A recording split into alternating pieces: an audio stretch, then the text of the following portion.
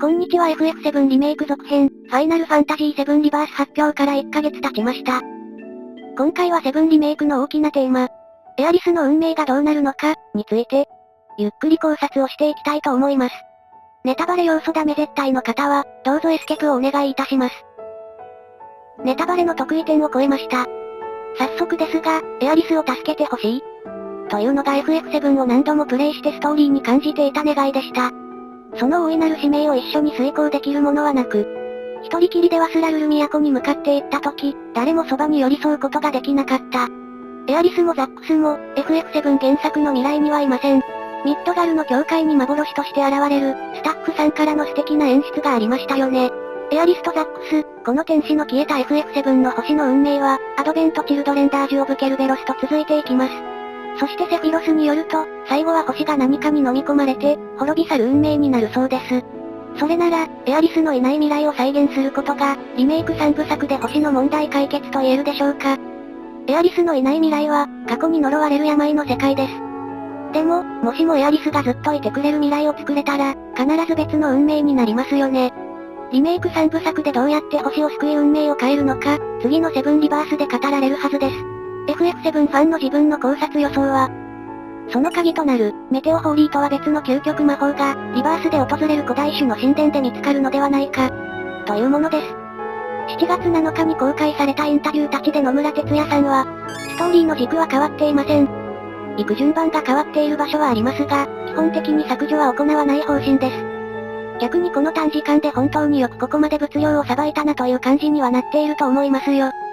そして冬発売予定でザックスが主役のクライシスコアリユニオンのストーリーについて、変えてしまうと FF7 リメイクプロジェクトで、原作と違う表現をしていることに意味がなくなってしまうんですよね。とおっしゃられていました。そうすると、エアリスとクラウドたちはリバースでも必ず、あの古代種の神殿に行き、精神エネルギー体となった古代種たちから、たくさんのことを教わり、エアリスは古代種として完全に目覚めることになります。この時受け取った知識の中に、星の運命を救う原作ホーリーとは別の、エアリスとザックスの、運命を変える魔法があるのではないか、と思ったのです。ではそれは、どんな魔法なのか。ここからはより個人的な考察になります。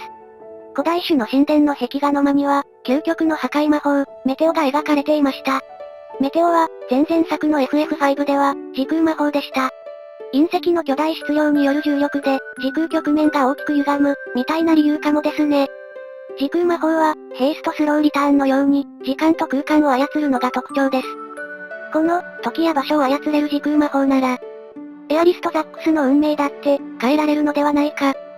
という気がしたのです。古代種の神殿は、原作の時から、時間や空間と縁が深い場所でした。時間の針を操って進む、大きな時計のギミックがありましたよね。時の大穴と呼ばれる場所です。もし、古代種の神殿に、メテオだけでなく、何か別の時空魔法の壁画が残されていたとしたら、リメイクの新しいエアリスは、星の問題解決となる究極の時空魔法を、ロマサガの豆電球みたいに、ひらめいてくれるかもしれません。この時これが、誰かから教えてもらう魔法では、ホーリーと同じのような気がしました。古代の古い誰かの過去の知識に、頼っているだけだと、きっと未来はアドベント・チルドレン行きです。なのでリバースのエアリスは、白紙の未来を、自分たちで作り出すために、全く新しい究極の時空魔法を自分で作り上げるのではないか、と思ったのです。では、その究極の時空魔法で、エアリスと星の運命を変えるために、何をするのでしょうか。エアリスの運命を変えられるほどの、究極の時空魔法。きっとそれはとんでもなく難しい魔法ですよね。おそらくメテオやホーリーと同じくらいの、いやそれ以上の超究極魔法。リメイク7を象徴する、時間と空間と運命を変える魔法。であるならばそれはきっと、あのリメイク1作目のラストで出てきた。そうです。原作を変えずに別の運命を自分で作り出す魔法。クラウドたちはエアリスを助けるために、あのアスラルル都の水の祭壇に、自分たちの手で運命の得意点を設置するのではないか、と思ったのです。7リメイクにとって、究極の時空魔法とは、運命の得意点を任意の場所に設置すること。ここから少し、難しい話になるかもしれません。FF7 リメイク最終章、チャプター18のタイトルになっている、運命の得意点。得意点というのは、ブラックホールの中心みたいな、時空の極率が無限大で、光さえ逃げ出せないもの。大人気ゲームフェイトグランドオーダーで使用されてから、かなり馴染みのある用語になりましたね。それが運命の得意点として、ストーリーにぶち込まれるということはどういうことなのか。ストーリーの運命が、その点の周囲で、無限にねじれまくって変わるということ。なので一作目で、ミッドガル外縁を中心にした物語が、ぐちゃぐちゃになった無限性が発生しています。ザックスの勝った間近と、インターグレードでの境界のただいまです。これらのビジョンにどれも共通しているのは、どちらもミッドガル外縁の、得意点周辺の出来事だということ。運命が変わっているのは、運命の得意点の近くで起こった、ミッドガル周辺イベントだけ。ミッドガルより遠くで起こったイベントの運命が変わったという映像はなかった。運命の得意点にも、事象の地平線のような、限定された有効範囲があると考えれば、ミッドガルの周りにあった原作イベントの運命が変わったことを、ある程度説明することができます。さらにどちらのザックスの映像にも、明らかに意図的に、時間軸のズレが含まれていました。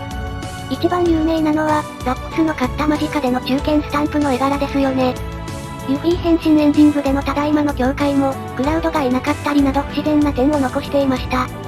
そしてザックス生存説に立ちはだかる最大の壁。クラウドとザックス、バスターソード2本ある問題。このタイムトラベルものの SF 小説では絶対アウトのエラー現象も、ストーリーの曲率が無限大になる、運命の得意点を使って説明すれば、多分押し切れる、気がします。クラウドに肩を貸して歩くザックスとエアリスがすれ違うシーンは、運命の得意点を通っただけでは、出会うためにはまだ足りないことを表している、と思いました。エアリスがザックスと再会するにも、クラウドたちが水の祭壇からエアリスを取り戻すのにも、新劇場版エヴァンゲリオン派において、シンジ君が綾波を助けるをした時のような、これまでの世界が終わるくらいの超究極リミットブレイクが必要になる。そのためにはクラウド復活が不可欠。原作7で復活したクラウドが、ワスラルル都で古代種の鍵を使う時にもう一度得意点を作り出し、超級武神破山で運命の得意点をバッキバキにぶった切って、バスターソードが2本になったっていいからザックスとエアリスをこっちの運命に引っ張り上げる、のかもしれません。FGO でかなり馴染み深くなったとはいえ、得意点はプレイヤーの常識をはるかに超える概念です。こういう圧倒的概念で世界観を支配しながらストーリーを展開させる手法は、アニメ新世紀エヴァンゲリオンの庵野監督が最も得意とするテクニックです。エヴァンゲリオンは旧約聖書やオカルトグノーシス神秘思想で視聴者を圧倒することに大成功しました。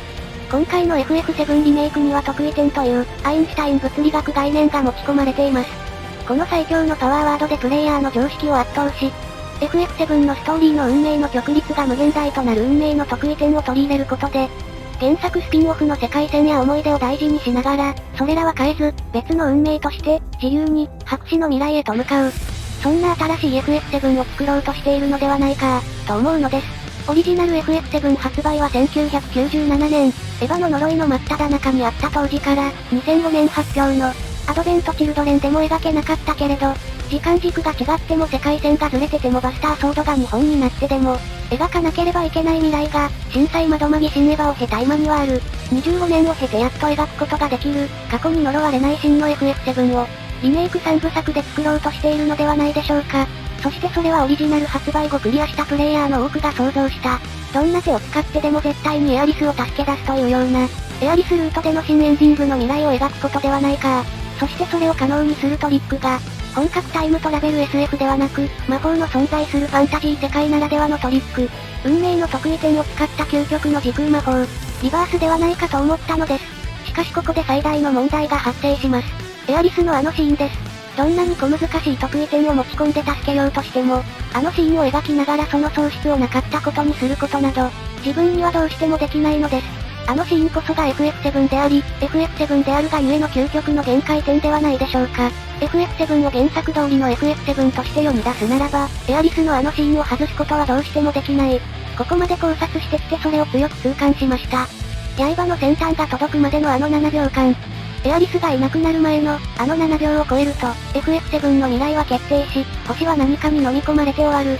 クライシスコアリユニオン、オリジナル7、アドベントチルドレン、ダージュオブケルベロスの運命の流れは、すべてエアリスがいない未来ということで共通しています。つまりエアリスのいない運命イコール星が何かに飲み込まれる運命、と両者は完全に直結関係にあると言えるのではないでしょうか。星が滅びる運命を変えて星を救いたいのであれば、エアリスがいない原作組ルートではなく、エアリスのいる未来という別の運命を作り出す、エアリスルートではないかと思いました。なのでクラウドたちがエアリスの7秒前を含む場所に、運命の得意点を設置すれば、別の運命という希望に、願いをかけることができるのではないか、と思ったのです。この FF7 リメイクプロジェクトの核心にあるのは、これまで発表し愛されてきた原作の流れはそのまま変えずに、けれどもこのままでは FF7 が風化して、古臭い時代遅れの名作レトロゲームとして忘れられるのを防ぐため、原作ストーリーをなぞりながら別の運命という希望を作り出していく旅、なのではないかと考えるのです。リメイク2作目のセブンリバースでは、しっかりとエアリスのシーンが描かれると思います。だって FF7 なのだから、原作にあったワスラルル都の全てのシーンをそのまま体験し、その後で、運命の得意点を設置して通り抜け、エアリスのいる未来という別の運命を作り出す。多分リバースのラスボスが邪魔してくるのでそいつはぶっ飛ばす。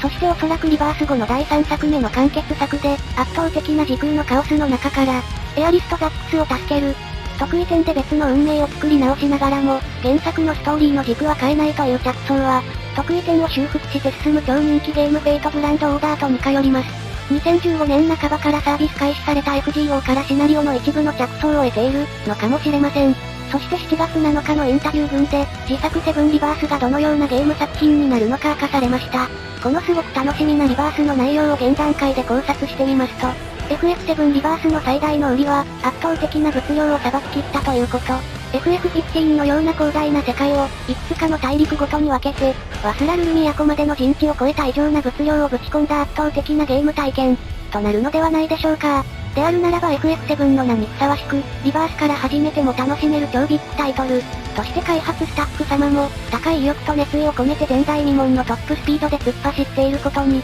リアリティを感じ、応援したい気持ちでいっぱいです。では最後に今回の考察をまとめます。1、原作と同じホーリーだときっと未来はアドベントチルドレン行きになる。2、エアリスの運命を変えるエアリスルートは古代種の神殿に別の究極魔法があれば可能かもしれない。